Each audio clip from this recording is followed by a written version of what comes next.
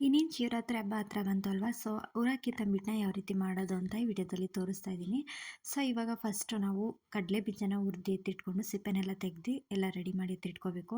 ಅದಾದ ನಂತರ ಅಕ್ಕಿನೂ ಕೂಡ ಸ್ವಲ್ಪ ಚೆನ್ನಾಗಿ ಕೆಂಪು ಬಣ್ಣ ಬರೋವರೆಗೂ ಚೆನ್ನಾಗಿ ಇದನ್ನು ಫ್ರೈ ಮಾಡಿಕೊಂಡು ಎತ್ತಿಟ್ಕೋಬೇಕು. ಇದು ಸ್ವಲ್ಪ ತಣ್ಣಗಾಗೋದಕ್ಕೆ ಬಿಟ್ಟು ಅದಾದಮೇಲೆ ರುಬ್ಕೋಬೇಕು. ಹಾಗೆ ಸ್ವಲ್ಪ ಕೊಬ್ಬರಿ ತುರಿನ ಸಣ್ಣ ಸಣ್ಣದಾಗಿ ಕಟ್ ಮಾಡಿ ಎತ್ತಿಟ್ಕೋಬೇಕು.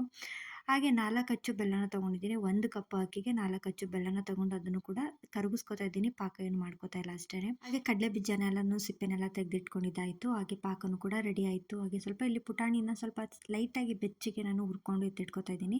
ಹಾಗೆ ಎಳ್ಳು ಗಸಗಸೆ ಸ್ವಲ್ಪ ಚೆನ್ನಾಗಿ ಇದನ್ನು ಕೂಡ ಫ್ರೈ ಮಾಡಿ ಎತ್ತಿಟ್ಕೊತಾ ಇದ್ದೀನಿ.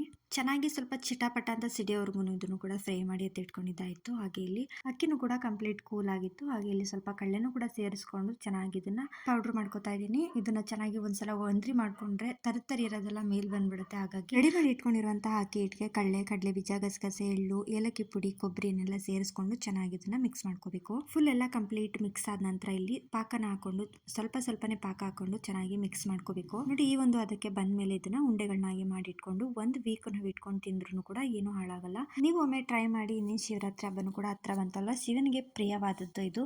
ಸೊ, ಇದನ್ನ ನೈವೇದ್ಯಕ್ಕೆ ಇಟ್ಟರೆ ಖಂಡಿತವಾಗ್ಲೂ ಒಳ್ಳೇದಾಗುತ್ತೆ. ನೀವೇನಾದರೂ ಜಾಸ್ತಿ ಕ್ವಾಂಟಿಟಿಲಿ ಮಾಡಬೇಕು ಅಂತ ಹೇಳಿದ್ರೆ ಅಕ್ಕಿನ ಕಡಲೆನ ಡ್ರೈ ರೋಸ್ಟ್ ಮಾಡಿಕೊಂಡು ಮಿಲ್ಗೂ ಕೂಡ ಹಾಕಿಸ್ಕೊಂಡು ಮನೆಯಲ್ಲಿ ತಂಬಿಟ್ಟು ಮಾಡ್ಕೋಬೋದು. Thank you for watching.